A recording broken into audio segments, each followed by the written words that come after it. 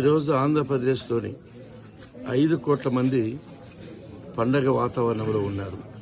కారణం ఏమంటే భారతదేశ చరిత్రలో ఏ రాష్ట్రములో ఎవ్వరూ చేయనంతగా, మనం కూడా ఊహించినంతగా నెలకు 4,000 రూపాయలు వృద్ధులకు, వితంతువులకు ఇస్తున్నారు. వికలాంగులకైతే 6,000 రూపాయలు ఇస్తున్నారు.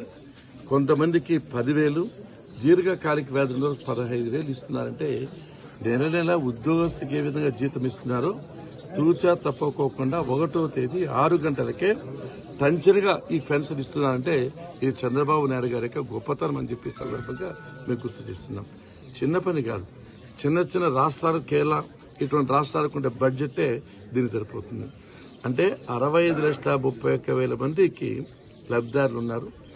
దాదాపు 34,000 కోట్ల రూపాయలు ప్రతి ఒక్క సంవత్సరము పంచుతున్నారు.